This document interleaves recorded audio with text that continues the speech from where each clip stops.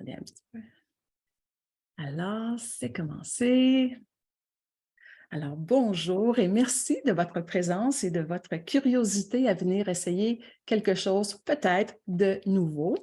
Et je vais commencer par me présenter quelques minutes. Par la suite, on ira tout de suite faire nos expérimentations, surtout si vous avez faim. Et par la suite, je vous dirai à quoi ça sert cette pratique. Et à la fin, on se gardera un bon moment pour partager, peut-être si vous avez, si vous vivez quelque chose de particulier ou si vous avez des questions, ben, on aura un petit moment ensemble. Alors, je me présente, je m'appelle Sylvie Béliveau. Je suis une éducatrice somatique. Alors, éducation somatique, soma, le mot soma vient du grec qui signifie corps vivant. Le corps tel qu'il est vécu est perçu de l'intérieur et le corps, la personne en fait, est abordé dans sa globalité. Et je vous donne un petit mot sur l'éducation somatique. L'éducation somatique, c'est le champ disciplinaire d'un ensemble de méthodes qui s'intéressent à l'apprentissage de la conscience du corps vivant, le soma, en mouvement dans l'environnement. Sur le site, justement, du regroupement pour l'éducation somatique, vous allez lire davantage sur la définition, l'éducation somatique, mais surtout sur les différentes méthodes qui existent et les différents cours offerts par mes collègues. Alors, pour ma part, j'enseigne des cours de conscience de soi par le mouvement qui s'inspire de l'une de ces méthodes qui est la méthode Feldenkrais. Une méthode qui s'intéresse, entre autres, au mouvement conscient et aux sensations ressenties. D'ailleurs, je viens de terminer un mémoire, on en parlait un petit peu plus tôt, un mémoire de maîtrise à l'UQAM, dans lequel je proposais des ateliers de Feldenkrais à des personnes aux prises avec une habitude de suralimentation, des personnes qui mangent trop. On peut être plusieurs dans cette catégorie-là. Et les participants de cette étude ont expérimenté ce que j'ai nommé la conscience de soi par les gestes de l'acte de manger. Et c'est ça qu'on va aller faire un peu ce midi. La conscience de soi, je ne sais pas pourquoi je fais ça, mais conscience de soi par les gestes de l'acte de manger. Ça pourra donner un petit aperçu de ce qu'on peut faire en éducation somatique, si vous êtes plus ou moins familier avec ça. Mais ici, ce midi, c'est un contexte plus spécifique, c'est plus particulier. Ce n'est pas de cette façon généralement qu'on procède en éducation somatique. Moi, je me sers de ça et j'ai comme créé un petit truc en relation avec ce qu'on fait en Feldenkrais. J'ai nommé mon atelier, ma séance de ce midi, de l'assiette au geste. Manger autrement par le geste conscient. De l'assiette au geste, parce que dans l'assiette, on sait à peu près, là, dans nos aliments, on sait quoi manger, quand, pourquoi, mais est-ce qu'on sait vraiment comment on mange? Comment mange-t-on? Concrètement, avec les gestes. C'est ça, on va essayer ça. On va aller manger à peu près en dedans de 20 minutes. On a déjà cette petite règle-là, hein? On a déjà entendu manger en 20 minutes. C'est ça qu'on va aller faire. Ce n'est pas ce qu'il faut absolument, là. Je vais aller faire des propositions de mouvement qui invitent à ralentir pour mieux ressentir, pour mieux observer votre soma. C'est une manière de faire qui peut permettre des prises de conscience sur certaines de nos habitudes. Si vous êtes plus ou moins familier avec l'éducation somatique, ça se peut que vous ne ressentiez rien de particulier. C'est pas grave, parce que la conscience de soi, la conscience de ses sensations, bien, ça se pratique, ça s'apprend. Fait qu'on se donne le temps d'apprendre. Puis surtout, ce midi, c'est une courte pratique. Fait que donnez-vous le temps, amusez-vous, prenez pas ça trop sérieusement. On aurait pu prendre la voie d'observer nos aliments dans l'assiette, un peu comme on fait en manger en pleine conscience, c'est-à-dire observer la couleur, la saveur ou l'odeur des aliments. Mais non, c'est pas ça qu'on va aller faire. Est-ce qu'on commence à manger? Allez chercher votre repas, asseyez-vous confortablement, les pieds à plat au sol. Peut-être que votre position idéale, c'est jambes croisées, assis en tailleur. Ça marche aussi. Donc, tout ce qu'on fait, c'est on s'assoit confortablement, pieds au sol ou jambes croisées, et on commence à manger, tout simplement. Si vous n'avez pas de, de repas comme tel, on peut juste faire assemblant. C'est ça, Michel, c'est bon. On peut juste faire assemblant ou même le faire dans l'imaginaire. Ce faisant, sans chercher à corriger, sans chercher à modifier quoi que ce soit, observez votre assise. Quelle portion du bassin touche la chaise ou le dossier de la chaise? Quelle est la forme de votre colonne vertébrale en ce moment? Sans changer quoi que ce soit. Comment est le ventre? Parce que quand je dis posture, on est peut-être porté à vouloir modifier sa posture. Alors, juste voir ce qui est là, juste avant que je le dise. Et où s'oriente votre visage par rapport en relation avec l'assiette? Où s'oriente votre visage?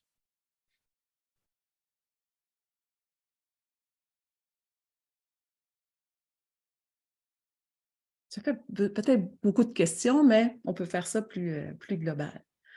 Et puis oui, on va déposer notre plat. C'est là que, tantôt on parlait un petit peu plus tôt, c'est ça qui est peut-être un petit peu plus compliqué. On dépose l'assiette quelques instants, on va prendre une pause pour aller faire une première proposition en mouvement. Déposez vos ustensiles, avancez au bout de la chaise.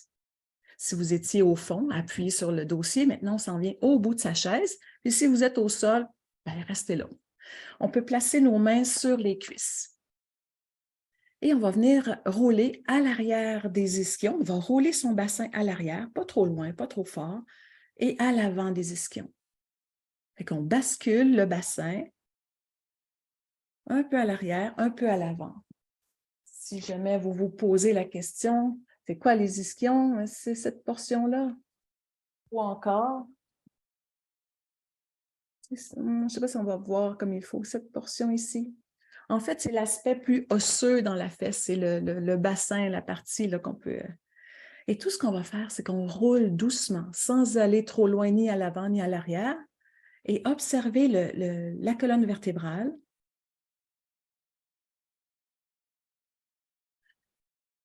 Observez le mouvement de la tête. Où va votre tête lorsque vous roulez à l'arrière des ischions et roulez à l'avant? Où va la tête? Où vont les épaules?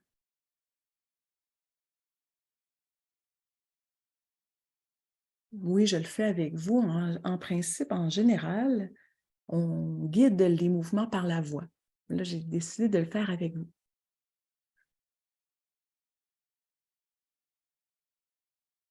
Et puis, retrouvez une position confortable, ni trop en avant, ni trop en arrière, quelque chose dans lequel vous êtes confortable. Observez votre posture.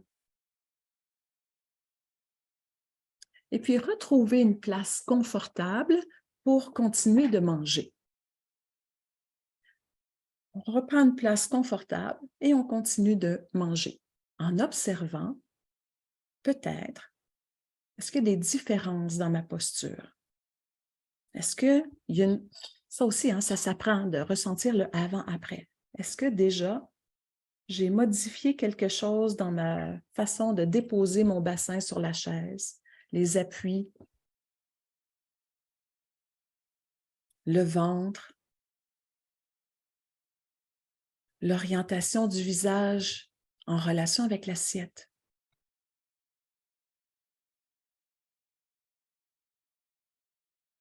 Est-ce que j'ai quelque chose un petit peu plus, je ne sais pas, de différent par rapport à tantôt? Ça se peut que oui, ça se peut que non. Puis pourquoi on ferait ça? À quoi ça sert de venir visiter notre posture et notre assise? Ben, c'est une façon de ralentir. Si vous avez l'habitude de manger rapidement, peut-être que de venir quelques instants dans sa posture peut nous aider à retrouver une façon plus agréable de manger moins rapidement. Peut-être aussi en ayant une posture plus longue, sans nécessairement dire droite, ça peut peut-être favoriser la digestion, son état émotif, par exemple. Ça peut peut-être même modifier sa respiration.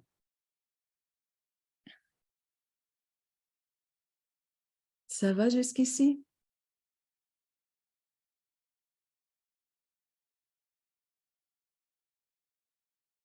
J'ai 3, 4 propositions, donc on ne fera pas ça pendant vous arrêtez de manger à tout moment. Est-ce qu'on se prend une autre pause? Déposons encore notre assiette, notre petite collation ou notre mouvement imaginé. Et puis, tout simplement, on va prendre une pause, on va fermer les yeux.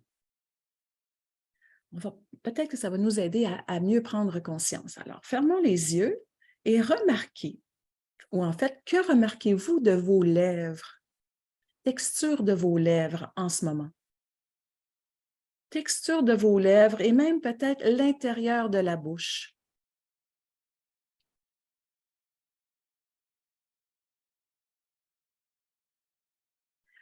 Et je vais vous inviter à faire une courte respiration en surface. Une petite respiration, forcez rien là.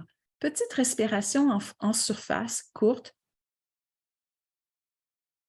un peu plus courte que ce que vous êtes habitué de faire, puis observez ce que ça fait au niveau de la texture des lèvres, par exemple.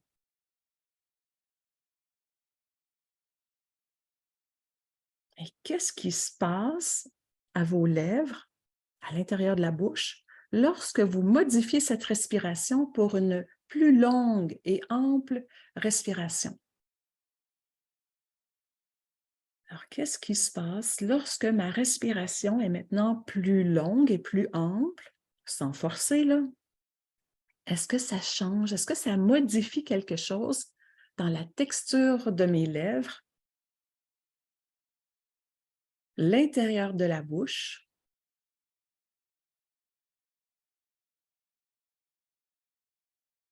Puis on pourrait le refaire si ça vous plaît. Une fois ou deux, une petite respiration courte et en surface, juste pour voir ce que ça donne comme sensation dans les lèvres.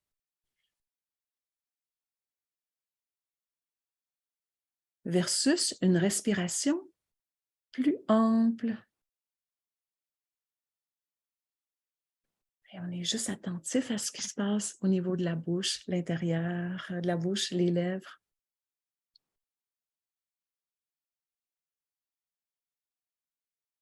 Et puis, vous pouvez recommencer à manger. Vous pouviez commencer avant, là, mais continuez de manger si ça vous plaît. Certaines personnes ont peut-être remarqué qu'en ayant une respiration, quand on ouvre, on inspire d'une façon plus ample, ça crée une façon de ressentir les lèvres plus tendres, plus souples, peut-être disposées à mieux apprécier les aliments. On peut imaginer, par exemple, une personne qui a les lèvres pincées. Si on est dans un état particulier, on pense à quelque chose, on mange les lèvres pincées, versus des lèvres qui sont plus souples. Peut-être que ça donne un plaisir qui s'accentue en changeant juste la texture des lèvres. On entend parfois, quand je suis stressée, je mange plus. Alors si, par la respiration, j'arrive à détendre mon visage, avoir un visage détendu envoie le message à l'ensemble de soi de se détendre. On peut même l'essayer, même si vous êtes en train de manger, c'est de retrouver un visage plus au neutre. Peut-être ceux qui commencent pour la première fois dans une approche d'éducation somatique, peut-être que ça ne sera pas si évident si vous êtes déjà habitué, juste à relâcher un petit peu le visage, retrouver une expression au neutre, ça peut aider à relâcher un petit peu. Puis, à quoi ça sert? Ben, apprendre à retrouver un visage au neutre pourrait permettre de manger dans un état plus favorable et être davantage dans ce fameux instant présent. Il y a un proverbe zen qui dit « Quand tu marches, marche. Quand tu manges, mange. » Je ne sais pas si vous avez cette habitude, mais moi, je mange souvent soit devant l'écran, soit devant la télévision ou avec des pensées ou essayer d'enlever un petit peu, diluer et être seulement dans l'action de manger, en tout cas, le plus souvent possible. Ça se passe bien?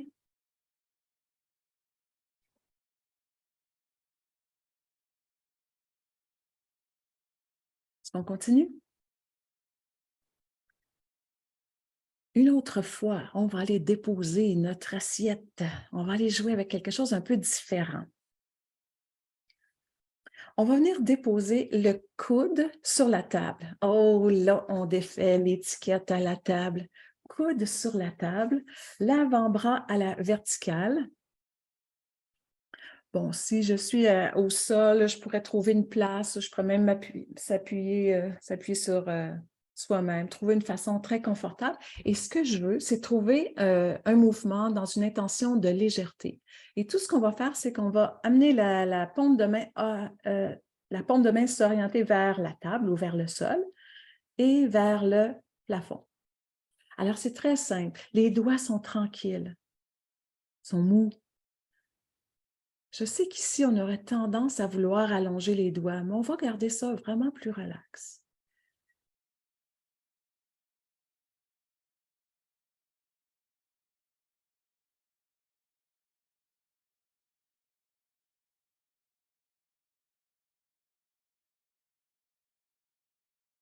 Doigts très relax. Et on va ajouter une autre petite proposition. Cette même main-là, on va venir déposer l'avant-bras au sol ou sur soi, peu importe. Et moi, vu que vous ne voyez pas ma table, on va dire que ça, c'est ma table. Et il y a du sel très fin sur cette table, ou peu importe. Et on va venir avec les doigts chercher du sel très fin, très doux. Et on va faire un petit mouvement là, de légèreté et même peut-être sensuel.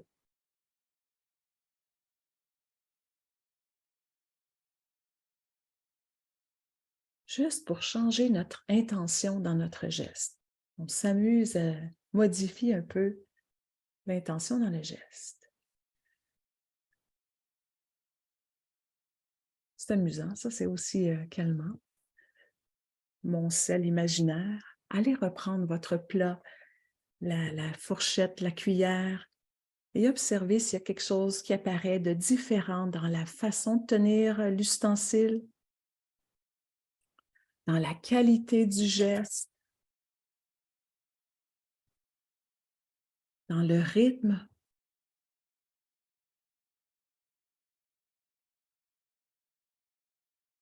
Est-ce que j'ai gardé cette même intention d'amener, parfois dans ce petit exercice, on peut remarquer que la fourchette finalement est beaucoup plus pesante que tantôt, ou il y a quelque chose de différent qui apparaît, ou pas. C'est juste pour faire différent, hein. Par exemple, si j'ai tendance à manger dans un mouvement plus brusque, peut-être ça donne un indice sur notre habitude de manger rapidement, par exemple. Mais ce type de proposition, ça aide juste à faire autrement, pour prendre conscience de son habitude. On vient faire des variations pour créer des différenciations. Et une citation de Feldenkrais que je vais peut-être un peu maganer, là. On ne peut faire ce que l'on veut si l'on ne sait pas ce que l'on fait. Je ne peux pas faire ce que je veux si je ne sais pas ce que je fais. Pour ça, il faut que j'en prenne conscience. Mais une fois que j'en ai pris conscience, bien là, je suis en mesure peut-être de changer quelque chose. Vous me direz si vous avez senti quelque chose de particulier dans le geste, dans la fourchette. Alors, pour l'instant, ce qu'on a fait, c'est qu'on est allé voir notre assise, on est allé voir la texture des lèvres, peut-être aussi au niveau de la respiration. On est allé voir aussi l'intention dans le geste. On aurait pu visiter plein d'autres choses, mais aujourd'hui, je voulais garder ça simple. Mais j'en ai un petit dernier peut-être amusant, peut-être pas, je ne sais pas. Vous avez apporté quelque chose à boire? Allez prendre une gorgée en observant comment vous faites ça. On n'est peut-être pas obligé de prendre une gorgée à chacune des fois, mais remarquez quel doigt, quelle main vous utilisez, quelle est la trajectoire.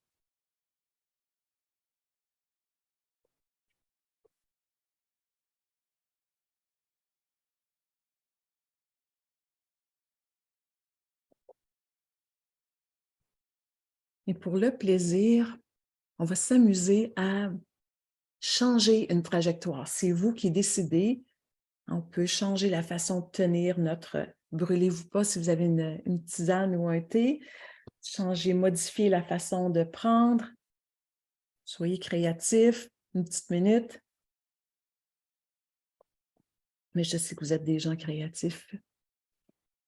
Si vous êtes ici, il y a des fortes chances. Vous voulez essayer quelque chose de nouveau.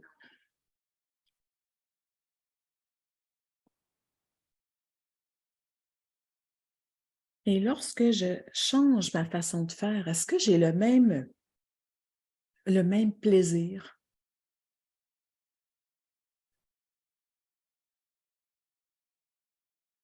Est-ce que ça goûte la même chose? Ça serait intéressant à observer.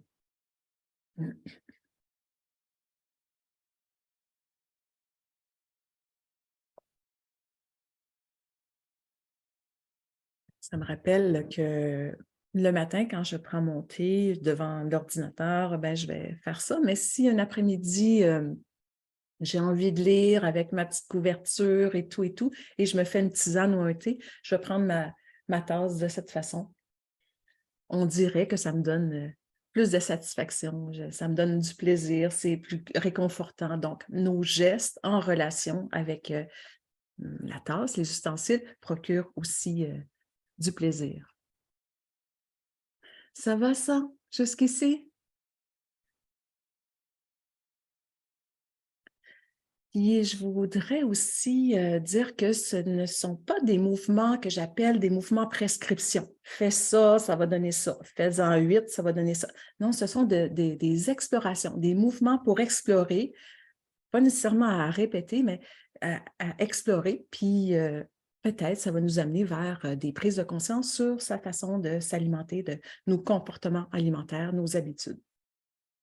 Mais si vous avez une pratique en éducation somatique, une fois qu'on a une certaine pratique dans la vie quotidienne, ça vient à s'installer naturellement. J'arrive plus facilement en mangeant, hop, je vais juste jouer un petit peu avec ma posture, je vais prendre conscience plus souvent de ma respiration, de l'expression de mon visage. Fait qu'une pratique, ça vient à s'intégrer. Voilà, vous pouvez continuer de manger. Moi, je vais enchaîner avec la partie dans laquelle je viens vous raconter, vous dire à quoi ça peut servir une pratique comme ça en éducation somatique, comme on le fait cet après-midi, ce midi ou ce soir pour certaines personnes. Alors, l'idée, c'est d'être plus conscient en mangeant, plus conscient de soi en mangeant et réaliser que nous mangeons avec l'ensemble de soi. La pratique mène à intégrer cet état de présence à soi, comme je disais un petit peu plus tôt, à retrouver son neutre plus spontanément, sans nécessairement devoir faire des propositions. Parce qu'il y en a qui me disent « Ah, mais je mange, mais il faut que je m'arrête pour faire telle chose. » Oui, on peut avoir une pratique, un repas dans la semaine, et puis ça vient à s'intégrer. Ça peut être bon aussi si vous avez envie ou si vous avez besoin de modifier certaines habitudes alimentaires. Par exemple, si vous avez des habitudes qui vous poussent à manger trop rapidement, ça peut servir. Vous aimeriez retrouver la sensation de faim. J'entends ça souvent. Je ne sais pas quand est-ce que j'ai faim, je ne sens plus la sensation de faim. Et encore mieux, reconnaître la sensation de satiété. Si on est dérangé par toutes sortes de choses, ça se peut qu'on ne soit pas à l'écoute et ne pas ressentir la sensation de satiété, qui est la sensation de ne plus avoir faim. Ou tout simplement, vous voulez être plus présent, plus conscient lors des repas. Si vous mangez devant la télévision, on s'aperçoit, on a déjà fini de manger, on était tellement hypnotisé par le téléviseur ou l'ordinateur qu'on n'a pas pris conscience de ce qu'on était en train de manger. Ça peut aussi aider lors du choix des aliments. Qu'est-ce que je veux manger? Ça peut même servir à l'achat des aliments. Lorsqu'on est plus présent à soi de ses sensations, le choix déjà à l'épicerie, est-ce que j'ai envie de me sentir comme ça? Si j'achète ça, je vais me sentir de telle façon. Ça peut être une autre façon de développer cette expertise de soi pour choisir ces bons aliments.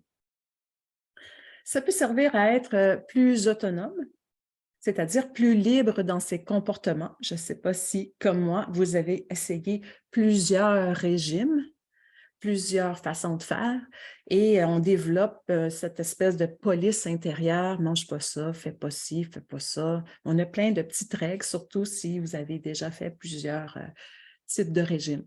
Alors, on essaie comme de diluer ça, de retrouver sa propre autorité au niveau de l'alimentation. Ça sert aussi à plus de conscience de soi, connaissance de soi et confiance en soi aussi. Connaissance de soi. Pourquoi je mange ça? Ah, je suis stressée. Ah, ben oui, il y a des liens à faire, évidemment. Et confiance en soi. Si vous avez eu des troubles, même trop manger. Ah, si je mange ça, je vais trop manger. Reprendre sa confiance en soi, ça peut servir à ça aussi. Prendre conscience de certaines structures. Une qui est facile, il est midi, il faut que je mange, c'est l'heure de dîner, même si je n'ai pas faim. Des fois, on n'a pas faim, mais comme c'est l'heure de manger, ben, on mange.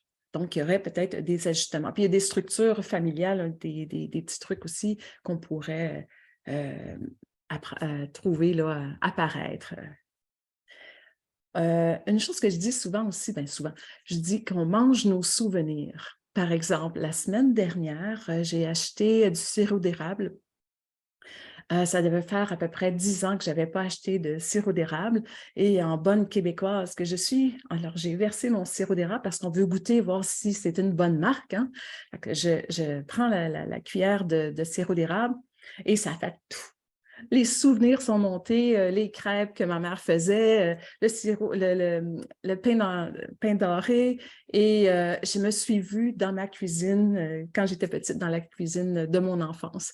Fait que ça, c'est vraiment intéressant, c'est de revoir ces souvenirs reliés à l'alimentation. Fait que des fois, on mange nos souvenirs et vice-versa.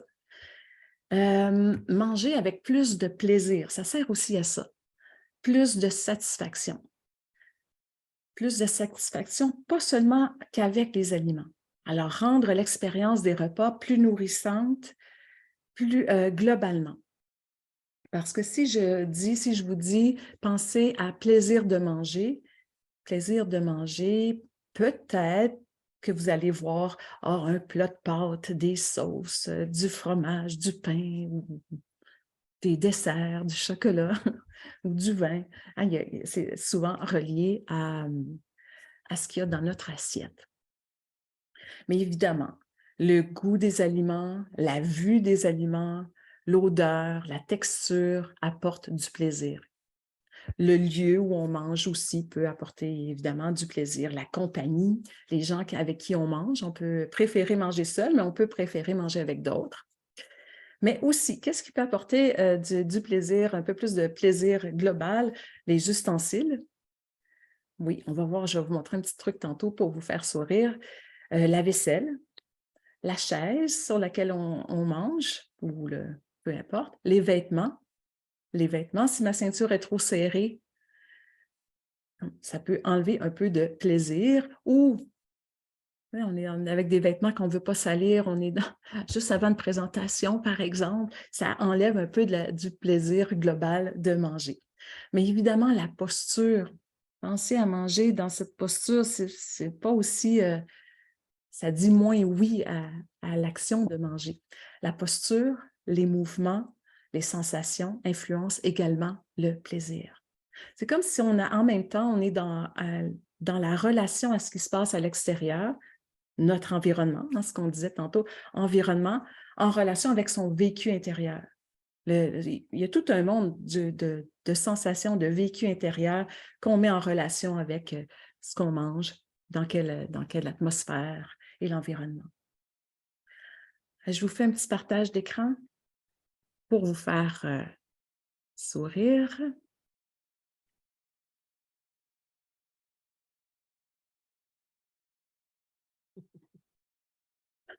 Tantôt, je parlais d'ustensiles. Imaginez manger avec cette fourchette, la façon de placer la bouche. C'est assez particulier, hein? Manger un spaghetti avec ça, là. Ou, je ne sais pas si c'est le cas, mais peut-être qu'elle est très lourde. Imaginez si elle est très lourde. Ou piquer, si vous mangez de la viande, piquer dans la viande. Ça enlève un peu de plaisir, hein? Je ne sais pas si vous voyez ce que je vois, mais on en jasera tantôt.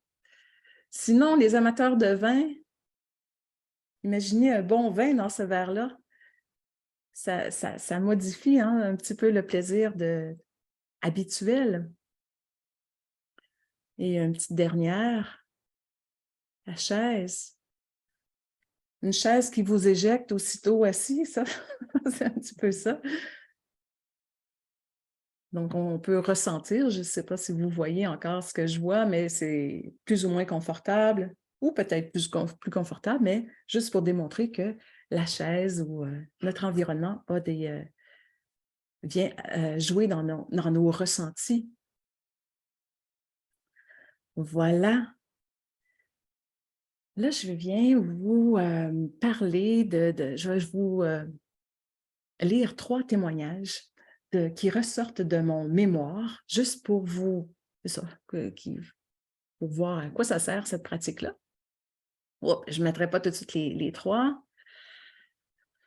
Alors, depuis le début des cours, j'ai perdu 14 livres et je pense que je ne vais pas les reprendre en continuant à faire mes exercices. Ce fut une belle découverte et c'est sûrement mieux que de faire un régime. Je prends conscience de ce qui est bon pour moi et j'atteins mon niveau de satiété plus vite.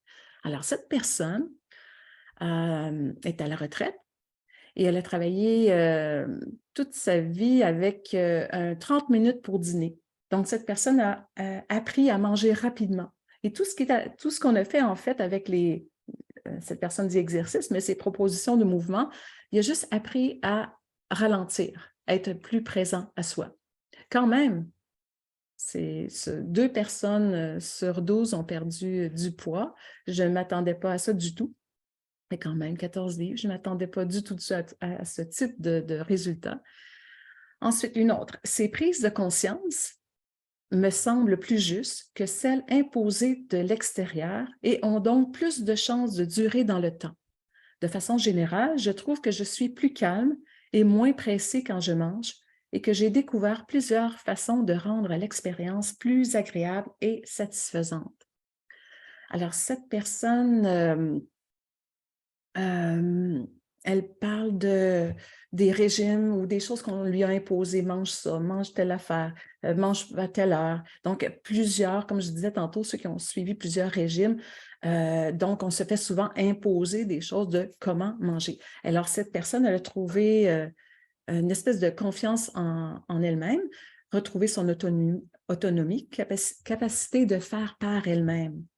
Donc, elle a comme développé une façon d'être plus en contact avec elle-même. On en revient toujours pas mal à la même chose. Une troisième, pour moi, c'est la première fois de toute ma vie que je me questionne sur ma suralimentation, que je veux regarder et comprendre ce qui se passe dans mon rapport à la nourriture. Bien, je trouve ça intéressant parce que c'est peut-être un des premiers pas pour aller vers une diététiste ou un psychologue ou peut-être aller vers un autre professionnel ou tout simplement se poser les questions. Et pour moi, personnellement, tout le processus du mémoire m'a aussi, on pourrait dire, parce que j'ai un très long parcours de troubles alimentaires qui a terminé par une habitude de suralimentation. D'ailleurs, c'est pour ça que j'ai choisi de faire ce thème avec le mémoire. Une habitude de suralimentation, c'est juste une habitude de trop manger. Alors, j'ai fait toute ma vie, j'ai eu certains troubles alimentaires et ça s'est terminé avec ça. Donc, l'éducation somatique m'apprend toujours à ressentir, à mieux me traiter aussi. Et je développe de plus en plus cette pratique que je nomme, en fait, c'est assez simple, c'est comment je veux me sentir avant les repas, pendant et après. Avant, c'est je ne veux pas être trop affamée, je ne veux pas être trop dans un état de stress, fait que j'apprends à me calmer, par exemple. Pendant, ben, je suis présente à ce que je fais. En tout cas, j'essaye le plus souvent possible d'être, puis de savourer, d'être totalement là. En tout cas, c'est une pratique. Et après, si vous avez déjà eu je ne sais pas si c'est déjà arrivé de trop manger, et après, on est plus lourd, on voudrait aller marcher, mais on se sent trop lourd. Fait que cette sensation-là, moi, je suis plus capable de la vivre. Fait que j'essaie toujours de manger en fonction du après aussi. Voilà. Maintenant, je vais aller faire une petite conclusion avant de notre partage. Une petite conclusion, en fait, je vais vous la lire. C'est le dernier paragraphe de mon mémoire. C'est un petit peu long, fait que je vais vous le lire. Alors, je me permets de conclure sur cette citation de Roth, Janine Roth, qui dit que notre relation à la nourriture est la réplique à une plus petite échelle de notre relation à la vie elle-même. Autrement dit, nous mangeons comme nous vivons comme nous mangeons. Puisque l'un est le reflet de l'autre, je pense qu'il devient capital de prendre conscience de notre relation à l'alimentation via nos mouvements, nos sensations, nos émotions et notre pensée. Dans une certaine mesure, l'action de manger est évidemment essentielle. Mais malgré sa banalité et sa récurrence quotidienne, parce qu'on mange 3 fois par jour, cette action offre de multiples occasions d'activer la conscience de soi. La pratique de la conscience de soi dans l'acte de manger peut certainement contribuer à créer plus de sens dans nos comportements de tous les jours, à être plus en cohérence avec nos aspirations profondes et enfin à améliorer notre vie elle-même. On pourra en jaser tantôt de ça. Là, je vous donne mon site Internet ici pour voir ce que je fais ou si vous avez des questions à me poser, si vous voulez lire le résumé ou mon mémoire, c'est quand même... quoi. Et cet atelier, je donne un atelier d'une journée sur ce qu'on vient de faire, mais avec un peu plus vaste. Mais je veux préciser que lors de ce type d'atelier, j'invite les participants à venir au sol pour faire de l'éducation somatique. Mais c'est comme ça qu'on apprend. Au sol, là, sur notre tapis, et je propose des mouvements. Et de là, ben, c'est ça, ça permet d'apprendre la conscience de soi, à mieux ressentir, apprendre à ressentir, à comment prendre conscience. Et ensuite, je fais des petites expérimentations plus spécifiques, un peu comme ce qu'on a fait ce midi. Alors, on peut dire qu'ici, l'éducation somatique est appliquée dans un contexte de santé, de mieux-être, je pourrais dire ça. Mais je préfère de plus en plus dire c'est dans un contexte de retrouver le plaisir de manger. L'éducation somatique s'applique dans d'autres sphères aussi. Je vous partage, oui, j'en profite, mais c'est pour aussi dire, je donne des cours de conscience de soi au Musée des Beaux-Arts de Mont-Saint-Hilaire, se mouvoir consciemment pour percevoir autrement. C'est juste aussi pour vous montrer qu'on peut appliquer l'éducation somatique dans différentes sphères. Ici, les gens viennent faire du mouvement, somatique. Par la suite, on vient voir les œuvres d'art et on apprend à percevoir autrement. Ensuite, je vous donne le site Internet du regroupement pour l'éducation somatique. Et là, vous allez voir, les praticiens, les éducateurs somatiques offrent des cours, généralement des cours en groupe, des cours en individuel, des ateliers sous différentes formes, des ateliers de différents thèmes. Et les praticiens, les éducateurs somatiques peuvent aussi avoir des spécialités. Et sur le site du regroupement, vous allez retrouver tout ça. Puis les portes ouvertes sont jusqu'à samedi. Et venez voir ce que mes collègues ont préparé pour vous. C'est sûrement très intéressant aussi. Alors voilà, on va passer à la portion partage et questions, mais je vais quand même arrêter l'enregistrement pour qu'on se sente un peu plus libre. Et voilà.